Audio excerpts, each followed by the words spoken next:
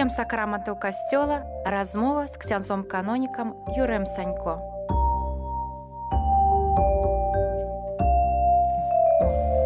Чуешь?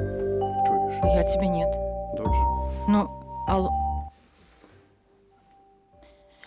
Пахвалёны Езус Христос. Сёння у нас зноў эфіры праграмы 7 сакраментаў касцёла. Вітаем вас. І у нас у студыі ксёндз-канонік Юрый Санько, пробыш парафіі на Залатой Горцы, Святой Тройцы Святого Роха. Вітаем вас. Пахвалёны Езус Христос. Рады вітаць зноў на нашых перадачах, якія аднаўляюць сваё дзеянне. І гэта цудоўна. Сёння у нас новая тэма, гэта сакраменталія. І адразу пачну з пытання, што ж такое сакраменталія? Сакраменталія гэта ўсё тое, што не з'яўляецца сакраментам.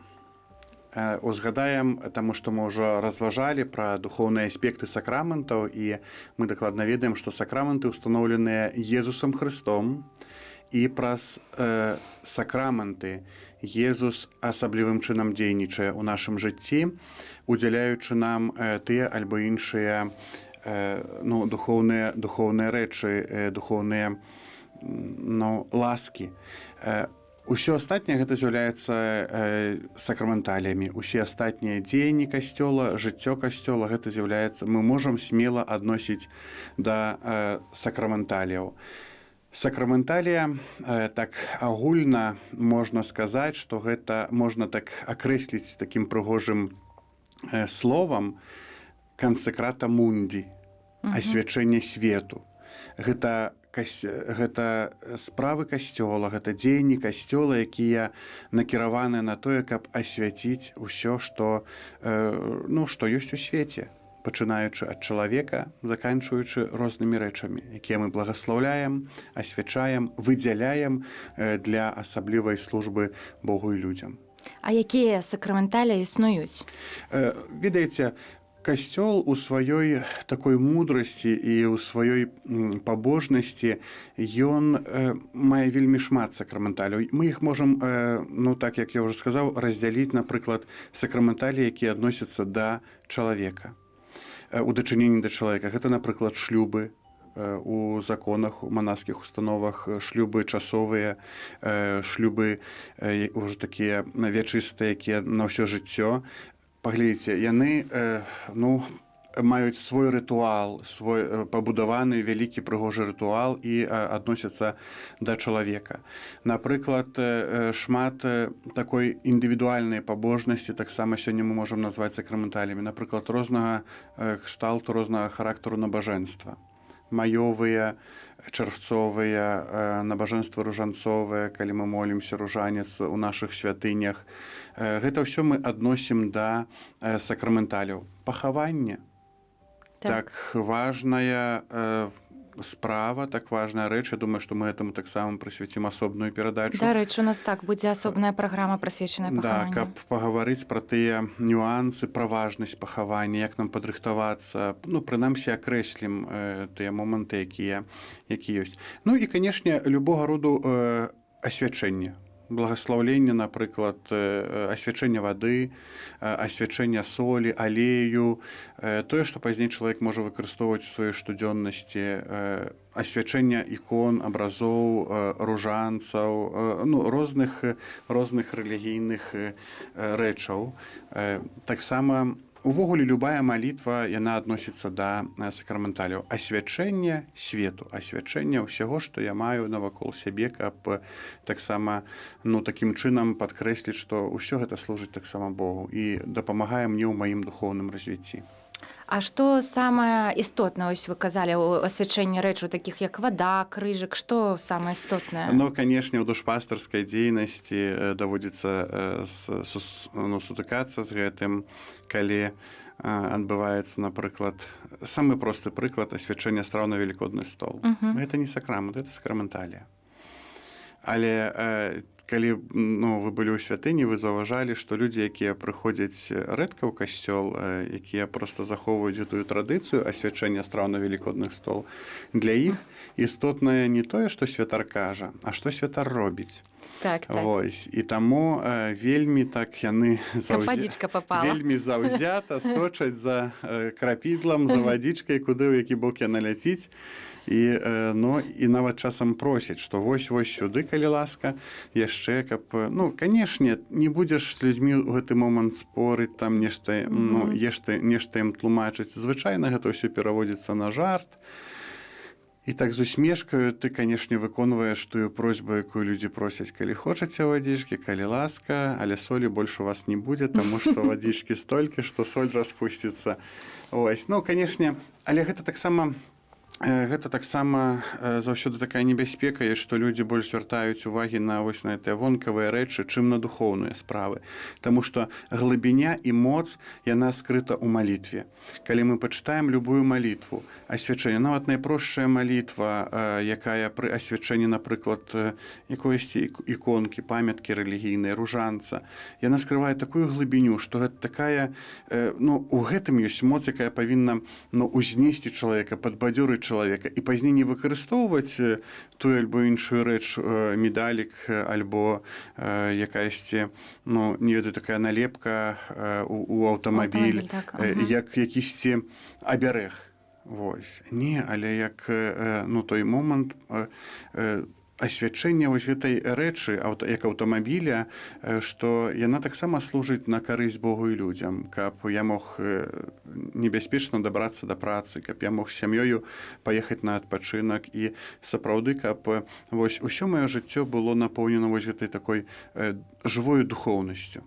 Вось вы ўжо казалі пра аўтамабіль, яшчэ ёсць такое, часта пытанне, чым там сэнс, калі кватэру асвячаюць, што там істотнае? Увогуле, што датычыць памяшкання, таму што памяшканне гэта месца, дзе мы праводзім найбольш часу. Канешне, ёсць, напрыклад, асвячэнне памяшкання, калі першы раз адбываецца. Ёсць асобная малітва, такі невялікі рытуал, дзе чытаецца Божае Слова, дзе чытаецца малітва благасловення сям'і, дзе таксама святар паасобныя малітвы чытае ў кожным пакоі. Ці гэта спальня, ці гэта гасцінная, ці гэта кухня. Ёсць асобныя малітвы, якія прыгатаваныя на асвячэнне вось гэтых памяшканняў. Месца, дзе мы праводзім найбольш часу. Месца, дзе адбываецца ўзрастанне нас як супольнасці не толькі грамадскай, таму што дзеці вырастаюць, ідуць у школу, у бацькоў праца, але таксама гэта месца, дзе мы ўзрастаем духоўна, дзе адбываецца нашае станаўленне духоўнае, і мы таксама хочам гэтае месца вылучыць і разумець, што тут прысутнічае Божая ласка, што мы жадаем з ёй супрацоўнічаць, таму што Бог ён паўсюдна. Вось. Але тут мы асабліва самі выражаем гэтае жаданне супрацоўнічаць з Богам. Ёсць такая цудоўная традыцыя ў касцёле душпастарскае наведванне сем'ю, звычайна так называецца каляда, калі пасля Божага нараджэння святары наведваюць памяшканне сваіх вернікаў і таксама благаслаўляюць. І гэта ёсць цудоўны момант, каб сустрэцца з вернікамі. Канешне, у вялікіх парафіях, напрыклад, дзе ёсць шмат каляды, якую нават у некаторых я ведаю, што не паспяваюць да паста прайці. За 2 гады, напрыклад, перакладваюць. Але гэта таксама момант, калі святар можа сустрэцца з людзьмі сам-насам. І, напрыклад, я ў сваёй практыцы, калі хожу з душпастарскім наведваннем сем'яў, стараюся, прынамсі, каб паўгадзінкі было, каб паразмаўляць з людзьмі, каб запытаць у іх, як вы жывяце, як вашы справы, што новага.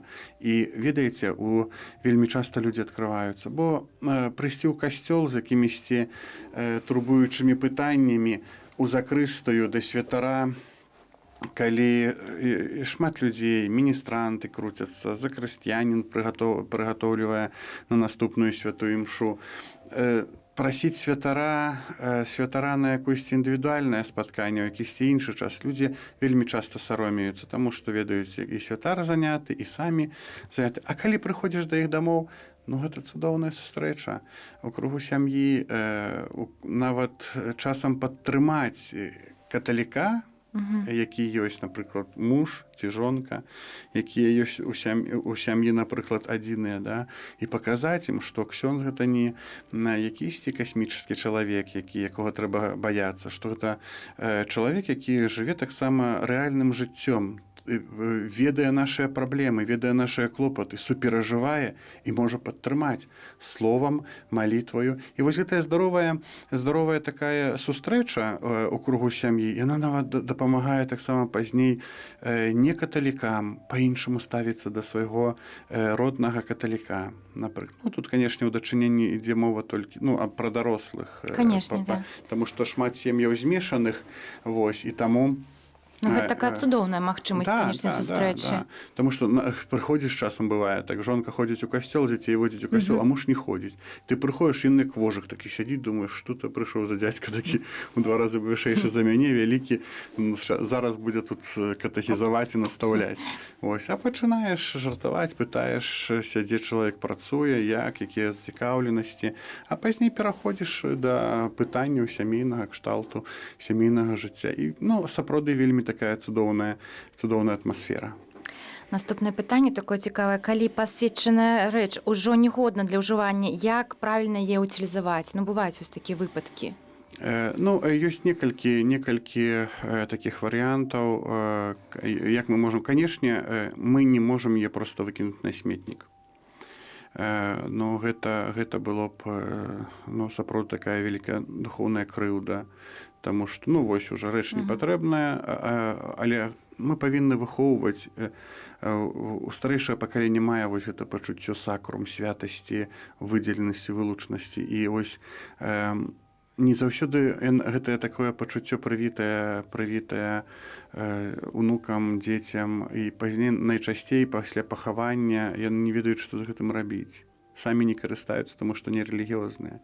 Вось, тады найлепшае, што яны робяць, гэта яны прыносяць у касцёл.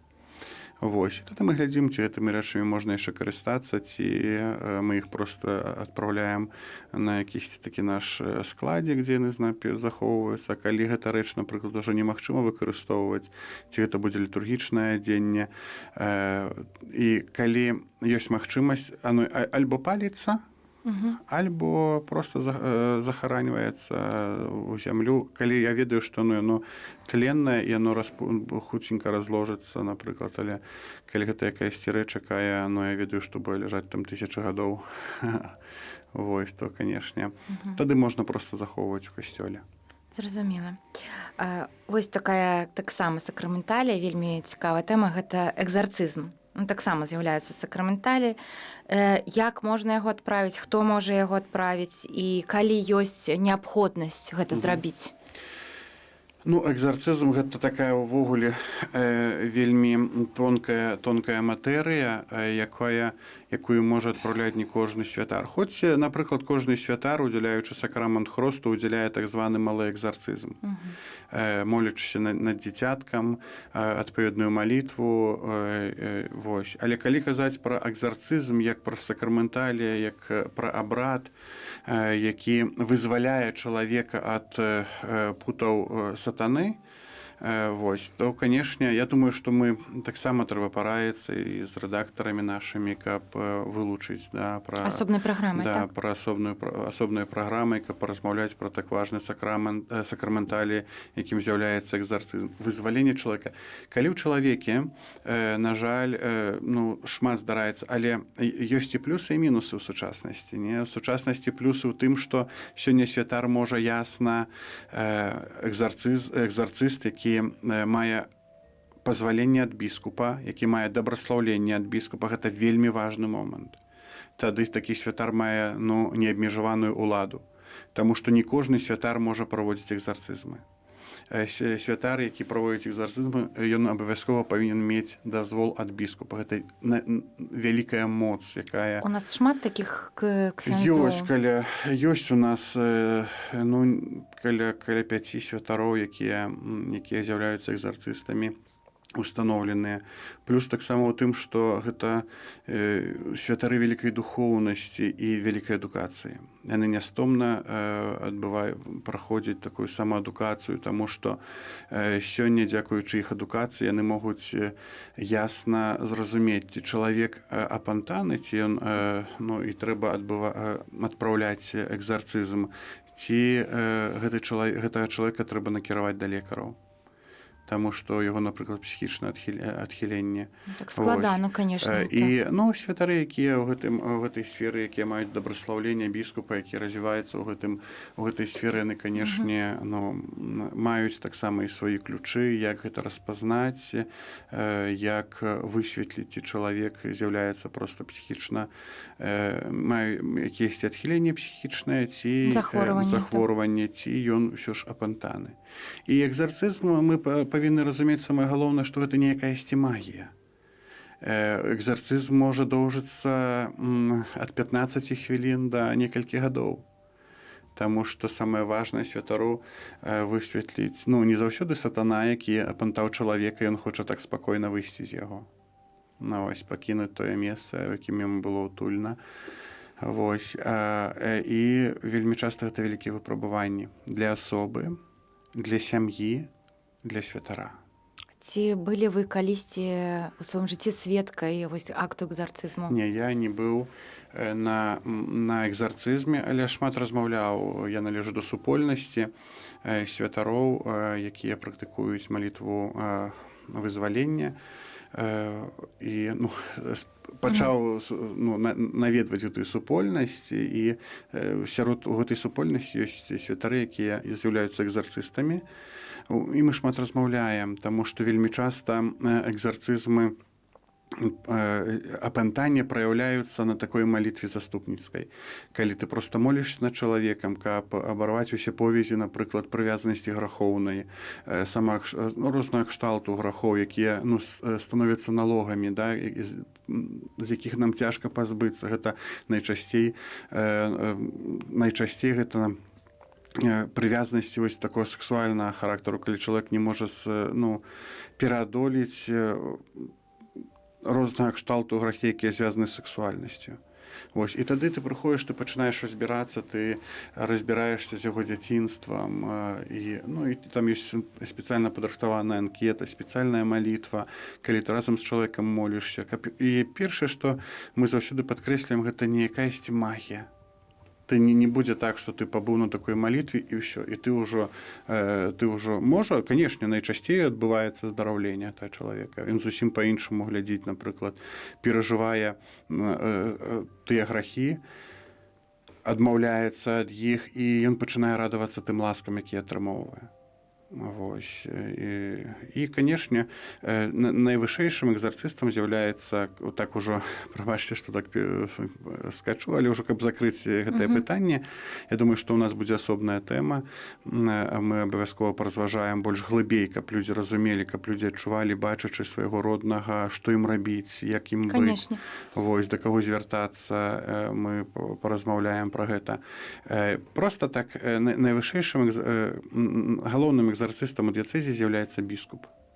Ён не павінен прасіць, сілай свайго пасвячэння ён з'яўляецца экзарцыстам.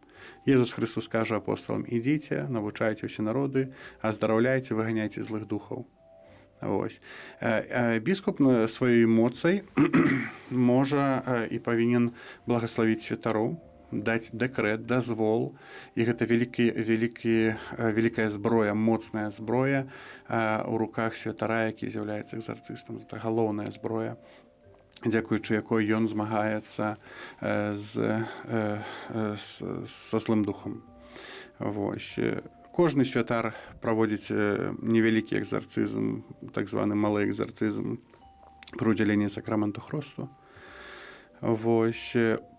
Усе святары могуць маліцца малітвай заступніцкай, малітвай вызвалення чалавека з прывязанасцей грахоўных і аздараўлення чалавека, яго душы ад самага, і найчасцей гэта аздараўленне адбываецца ад самага дзяцінства, калі чалавек ўжо у такім сярэднім узросце, ён мае 40, там, 30-40 гадоў, а ты разбіраешся з праблемамі, якія былі яшчэ ў дзяцінстве. Ну, канешне, ўсё ж у нас так ўжо зразумела, што з дзяцінства тут усе гэты псіхалагічныя таксама праблемы. Траўмы, так, канешне. Дзякую вам за адказ. А зараз будзе пытанне ад нашых слухачоў. І гэта пытанне больш датычыцца захаду, але ў нас таксама ўжо з'яўляецца неабходнасць гэта тлумачыць. Пары гомасексуальныя не адзін раз вярталіся да апостальскай сталіцы, каб дазволілі на ўзроўні сакраменталіяў значыць благаслаўленне саюзаў. З кожным разам і яны атрымліваюць негатыўны адказ. Чаму гэта немагчыма? Ну, а які сэнс? Благаслаўленне гэта вылучэнне якойсьці рэчы для Божых спраў. Асвячэнне, да, што, ведаеце, мы разумеем, напрыклад, параўнаць з сакраментам шлюбу. Калі малады чалавек з дзяўчынай, яны шлюбуюць адно аднаму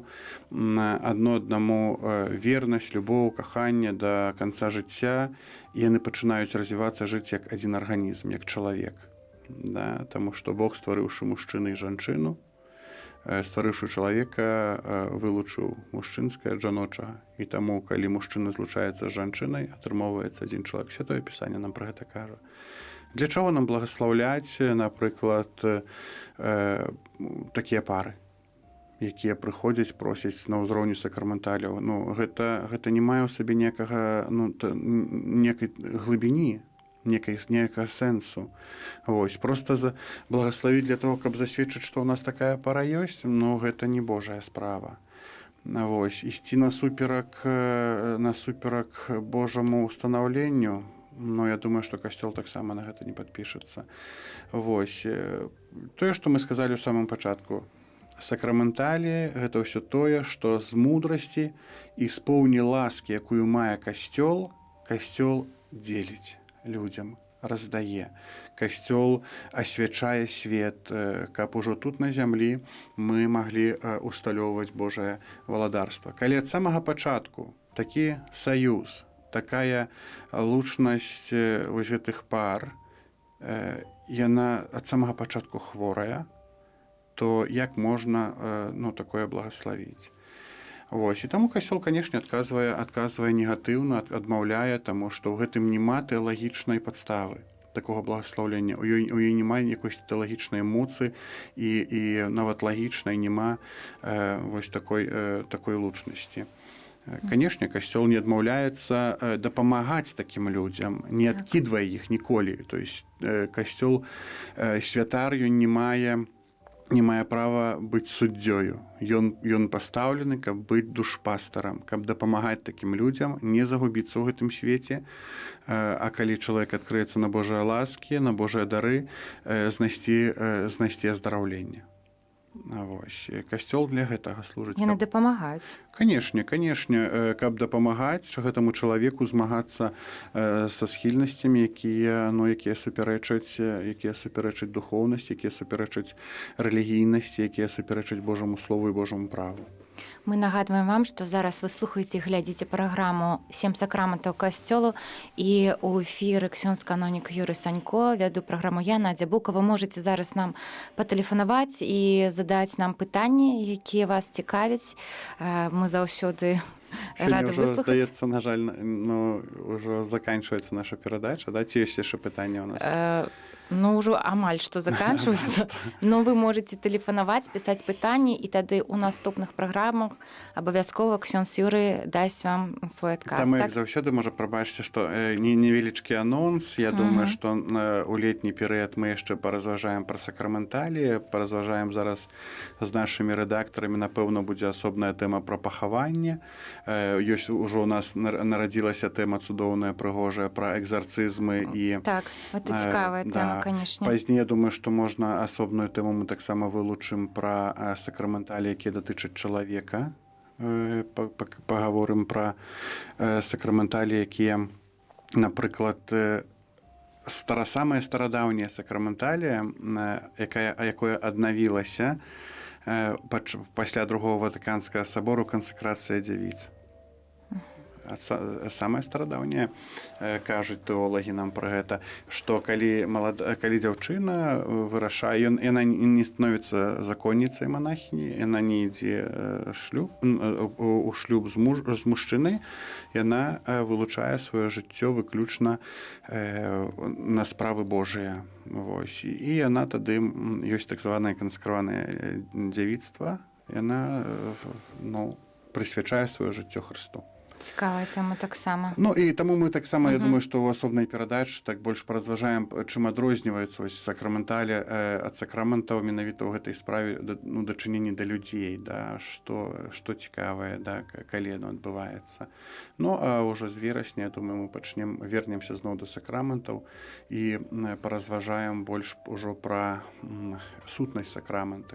Кожны асобна, так? Да, мы казалі больш пра такія тэалагічныя справы і запрашаем, хто яшчэ не паглядзеў, то ёсць на нашай старонцы, яны захаваныя, можаце прасачыць, паглядзець пра такую больш духоўную сутнасць, важнасць сакраментаў.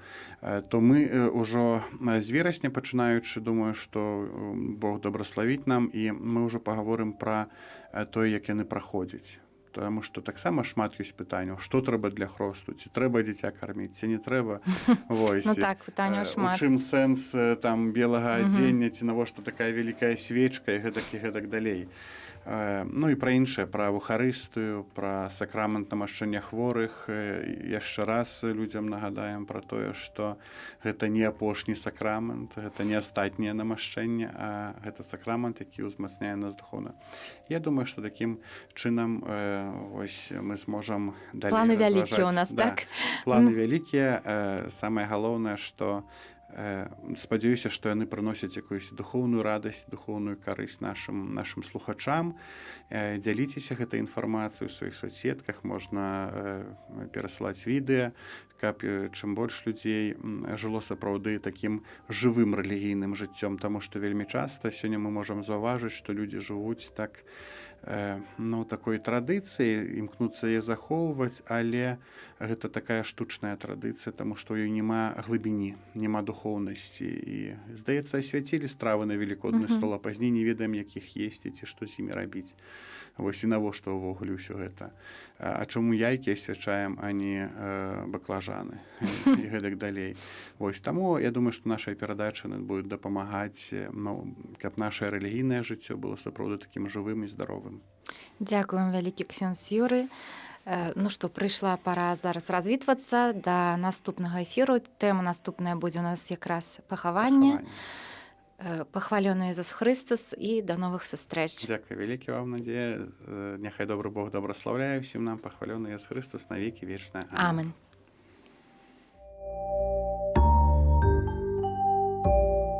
Сем сакраментаў касцёла. Размова з ксяндзом-канонікам Юрыем Санько.